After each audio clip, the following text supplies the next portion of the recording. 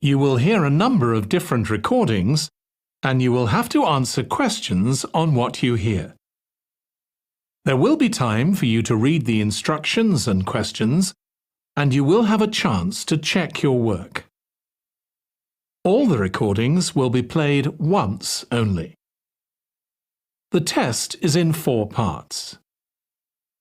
At the end of the test, you will be given 10 minutes to transfer your answers to the answer sheet. Now turn to Part 1.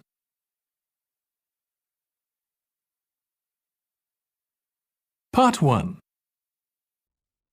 Now we shall begin. You should answer the questions as you listen because you will not hear the recording a second time. Look at the registration form. Listen carefully and answer questions 1 to 4. Good morning. Good morning. Can I help you? Yes. Is this where we register for the Beyond 2000 conference? Yes. What's your name and I'll get your conference bag. Well, I haven't actually registered yet. I was told I'd be able to register today, so I hope that's okay. I've just arrived in Melbourne. That should be fine if you're a student. I'll need to take your details though. So, can I have your full name? Yes, sure. It's Melanie Mitchell. Is that M-I-T-C-H-E-L-L? Yes, that's right. And that's Ms., not Miss. OK, fair enough.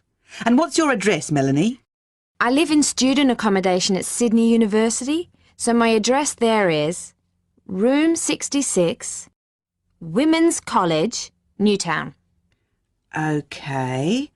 And which faculty are you studying in? I'm in the Faculty of Education. I'm doing a Master's in Primary School teaching. Right. And may I see your student card because I need to verify that you're a current student?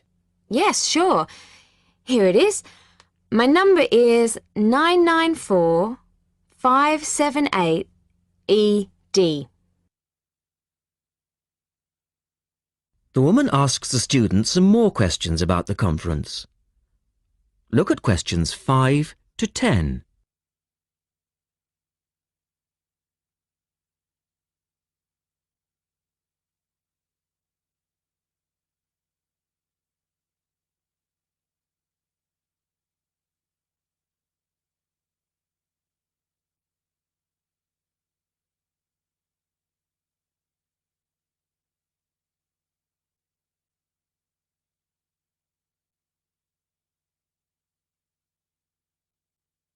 Now listen to their conversation and answer questions 5 to 10. OK. Now, do you want to attend all 3 days? The conference runs from Thursday to Saturday. Yes, I think so, if I can afford it. What does it cost? Well, you're eligible for a student discount, which makes it $15 for a day registration or $40 for the 3 days, though it is possible to register for half a day only. I'll register for all 3 days, please. Good. Now, will you be requiring accommodation while you're here in Melbourne? Yes, I suppose I will. What's available? Well, we have several levels of accommodation. You can share a room with another student for $25 a night. Or you can have your own room but share the bathroom. I believe it's just down the corridor. That's $45. Right. Or you can have a single room with your own bathroom. I don't mind sharing a room. On second thoughts, yes, I do. I'll have my own room, but I'll share the bathroom. Right. Now, the conference fee does not include meals, though you do get tea and coffee in the breaks. Shall I put you down for lunch? That's an extra $10 a day. And there's the conference dinner on Friday night, which is $25. Oh, and what about breakfast? Hang on a minute. It's all starting to sound rather expensive. I'll have the lunch, but not the dinner or breakfast, if that's okay. Perfectly okay. Now, a couple of other things. There are a number of special interest groups organised. They're known as SIGs, and you're asked to nominate your preference. They'll take place on the Friday afternoon and Saturday morning, but they're filling up quickly, which is why you need to nominate now. Right. What are the SIGs? Well, there are 6 altogether. Let's see. On Friday, you have a choice between computers in education or teaching reading skills. Or a session on catering for the gifted child. Oh, they all sound interesting. But technology in the classroom is really my area of interest, rather than reading. So I'll go for that. I can probably read up on the gifted child topic myself. Right. And then the Saturday options are a session on cultural differences, or there's music in the primary curriculum, or you could go to the one on gender issues in the classroom. Wow! Can I go to them all? They all sound fascinating. Afraid not. Well, I'm really interested in how boys and girls behave differently, even when they are very young, so I'd better opt for the third session, even though the cultural differences sig is probably really interesting too. Right. And the music option would be interesting. And how would you like to pay? We accept most credit cards or bank cheques, but not personal cheques, I'm afraid. Been caught out too often before. And cash, of course. We never say no to cash. I'll have to put it on my card because I don't have enough cash on me right now. That's fine. Enjoy your time here with us in Melbourne.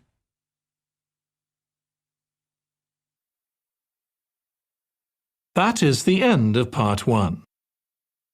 You now have 1 minute to check your answers to part 1.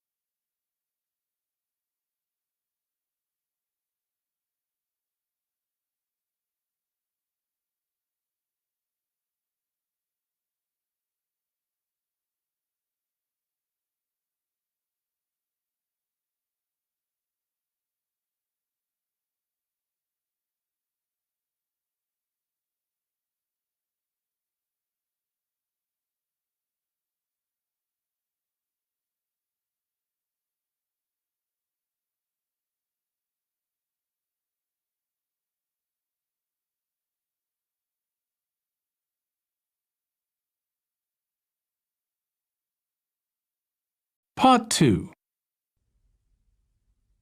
You will hear a woman talking about a number of different beaches to a group of tourists. First, look at questions 11 to 20.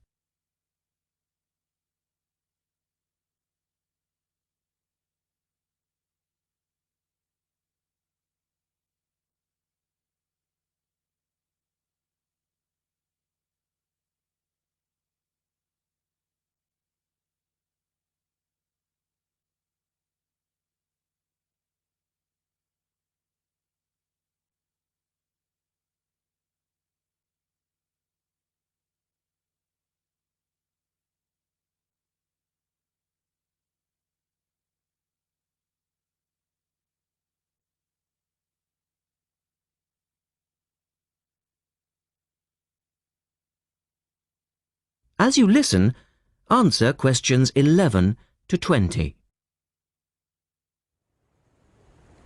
Right, let's move on to the beaches here, which are absolutely beautiful. You do have over 100 to choose from. They're mostly sandy beaches and they vary from the largest, which is 2.5 kilometres long, to tiny sandy coves. But there are a few that I'd really recommend you to visit. So, looking at this pamphlet, first of all, there's Bandella Beach. This beach is 1 kilometre away from the old fishing village of Bandella, which is a beautiful spot. If you park in the car park behind it, there's a small path which leads down to the bay. It's very pretty because the whole beach is backed by pine trees, so it's very sheltered. The beach itself is very clean and the water is shallow and safe. That, together with the soft sand, make it an ideal beach for children and non-swimmers. A little further round the coast, again to the east, in the eastern corner of the island, is the spectacular Dapolata Beach, which is basically a long inlet.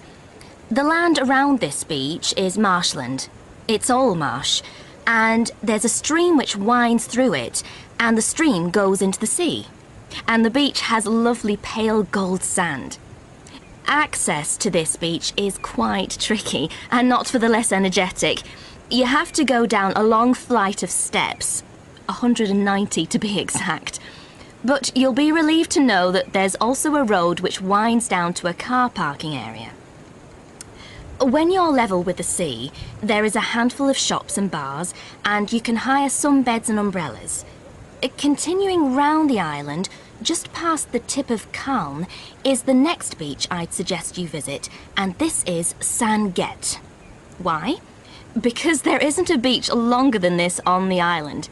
If you want to know, it's exactly 2.5 kilometres long, and that's a bonus because it means it never gets overcrowded. It has golden sand and clear blue water shelving into the sea. There are several beach restaurants to choose from, and water sports are available when the water is calm. But check first. This beach operates a flag system, as the sea can get rough, and you should always swim between the flags. There's a large car park which gives you easy access to the eastern end of the beach, but the western end is much quieter and more wild, as it is harder to reach. Blanaka is another popular beach, just in the northwest corner of the island.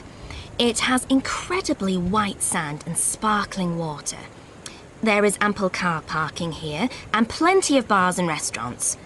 Blanaka has white cliffs all around it, and for those of you who'd like a little more to do than just lazing on the beach, there are caves here which you can explore in the cliffs, and you can also dive into the water from rock platforms along the side of the cove. Well, my final recommendation for today is Disador. Now, this beach isn't quite as easy to get to as the others I've talked about. It's quite a remote little beach, tucked away here next to Blanaka. You can reach Disador by a steep slope which goes over some sandbanks. The beach itself is small and pretty, with reddish-coloured sand and some stony areas on its eastern side. Despite being quite small, the bathing is good, and you can also go fishing here from the rocks at either side. It's a good idea to take some food and drink with you if you decide to go here, as there's only one little bar which isn't always open.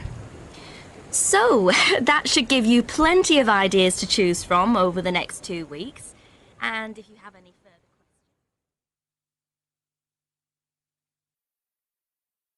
That is the end of part 2.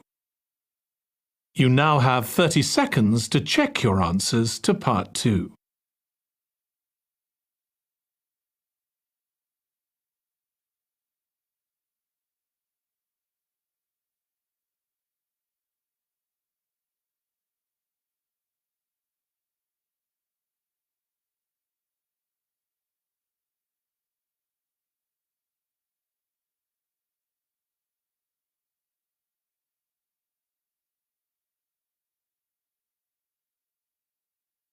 Part 3.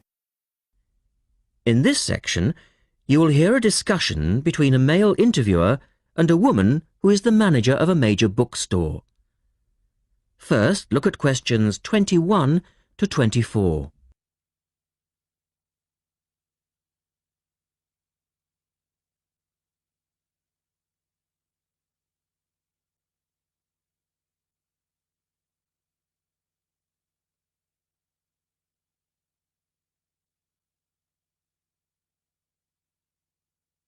Now listen to their conversation and answer questions 21 to 24. The start of a new academic year is a challenge for booksellers. Lee Rogers talks to one major bookstore manager. Jenny Farrow, you're the manager of Dalton Books, and you sell an awful lot of books to students, don't you? Yes, we do. How do you manage to make sure that you're going to have the books students need when all the new courses begin? Basically, we make preparations long before they arrive. Like all other major book retailers, we have a database of information, and using that, we contact course conveners in May and ask them to send us their book lists. How many books are we talking about? For one course? Yes, as an example. An average course requires about 30 books. We ask lecturers to indicate whether a book is what we call essential reading. You know, the students simply have to get it, or whether it's what they would term recommended reading, or whether it's just a supplementary text that they tend to refer to as background reading. What about predicted buyers? It's not a perfect system, unfortunately. If a lecturer tells us that he expects us to sell 100 copies of a book, we know that we could actually sell anything from 50 to 150. That's why in practice, when it comes to ordering, it's a lot safer to go by the previous year's sales figures, if that's possible, of course, if we've sold the book before. We also build other factors into the equation, including the type of course that the books are for, the student's year group, and a measure of our own judgment. And these criteria make a fairly accurate guide? As accurate as we can be, yes. Look at questions 25 to 30.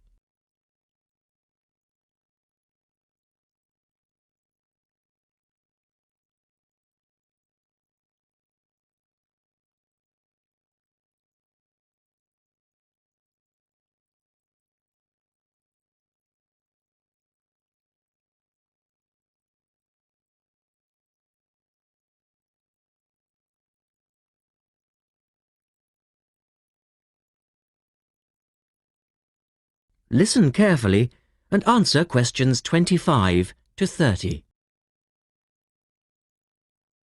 What about the publishers? Do they take an active role in promoting new books? Certainly. The academic and professional publishing market is worth about £700 million a year, so publishers go to some lengths to make sure their books are known. The standard procedure they use is to mail out catalogues to lecturers or colleges and universities. That's been the main form of promotion for years. Now, of course, they can also post details of new or revised works on websites. Some even go so far as writing individual letters to the appropriate lecturers in order to let them know what's coming up. The lecturers then contact you if they're interested? That's right. The publishers send us, the booksellers, inspection copies. Lecturers can then get a free copy and decide whether it's going to be suitable for their course. And how does it work with the students? What are they looking for and who helps them most? I think lecturers are best placed to understand the students' needs. Often the critical issue is what represents value for money for students. This is more important than price per se. Do students actually buy books before they start the course? Apparently, a large proportion of students wait to see what they need. Students have a firm idea of what constitutes a good book, so they tend to give themselves time to look at all the options before making a choice. They tend to go for books that are clear and easy to use. Often, the texts that their lecturers recommend turn out to be too academic and remain here on our shelves. Well, that was Jenny Farrow. And our guest tomorrow will be... That is the end of part 3. You now have 30 seconds to check your answers to part 3.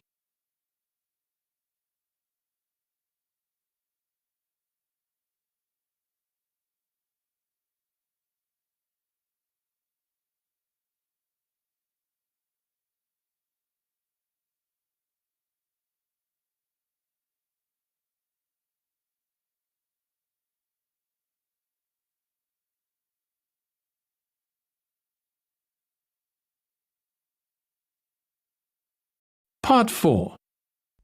You will hear Rebecca Bramwell, an artist and illustrator, giving advice on how to get your first job or commission as an artist.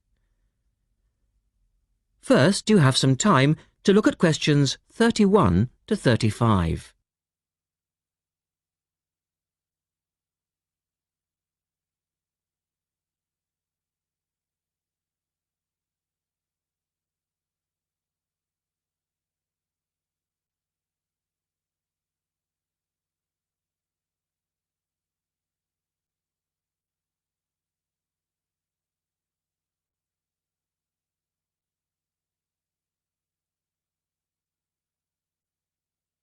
Now listen carefully and answer questions 31 to 35.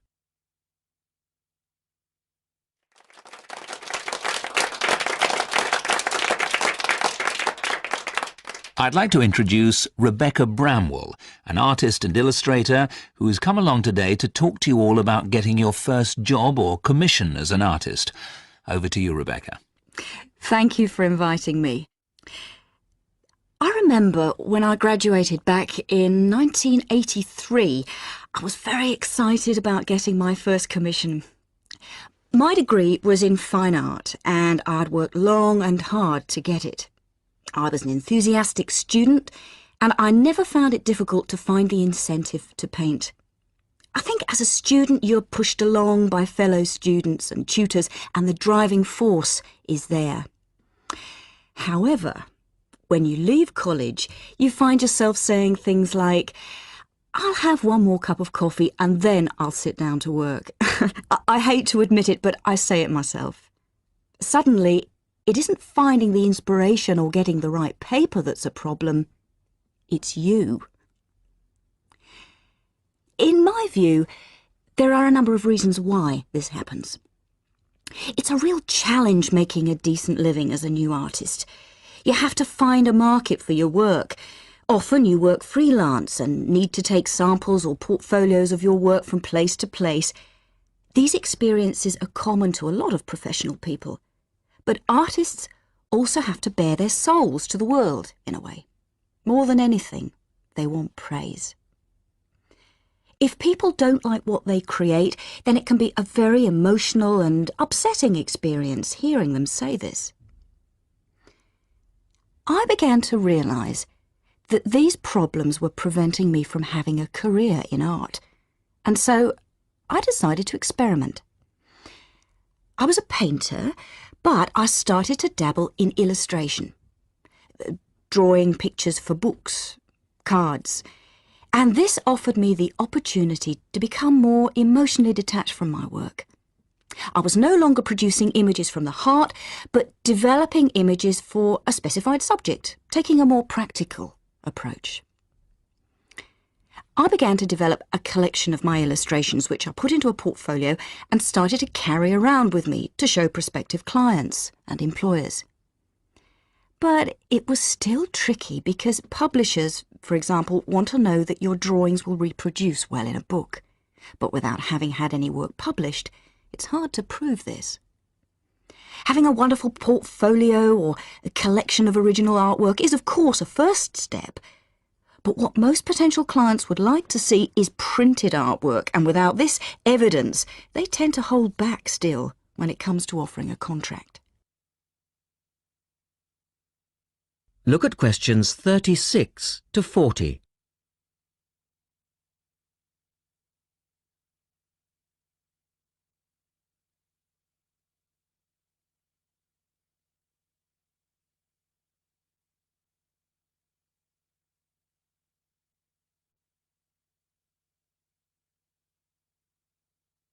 Now answer questions 36 to 40. Well, I overcame this problem in two ways. And I suppose this is my advice to you on preparing your portfolio of your best work. The first way was by submitting my work for a competition. And the one I chose was for a horoscope design and was sponsored by a top women's magazine. There are a few of these competitions each year, and they offer new illustrators an opportunity to showcase their work. The other approach I took was to design and print some mock-up pages of a book. In other words, I placed some of my illustrations next to some text in order to demonstrate how my work would look when it was printed. Perhaps I was lucky in that I had taken a degree that provided me with all-round creative skills so that I could vary my style and wasn't limited to a certain technique. Now, I think that is important. The art world and many other creative fields do try to pigeonhole people into snug boxes with an accompanying label. Now, I think you should try to resist this if you feel it happening to you. If you don't, you'll find it difficult to have new work accepted if you try to develop your style at a later stage in your career. Nevertheless, when you start out, and particularly when you're going for an interview, it's important not to confuse people by having a lot of different examples in your portfolio. One remedy for this is to separate your work into distinct categories. In my case, I did this by dividing my design-inspired illustrations from my paintings. It's then easier to analyse the market suited to each portfolio, such as magazines, book jackets, CD covers, etc. Working under two names is also useful, as it clarifies the different approaches and offers a distinction between them. I think it's been hard for artists to be recognised in anything other than the pigeonholes that they've been placed in. Luckily, these barriers are slowly being demolished. So I really do wish you all the very...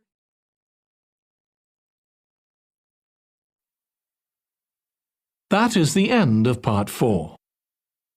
You now have 1 minute to check your answers to Part 4.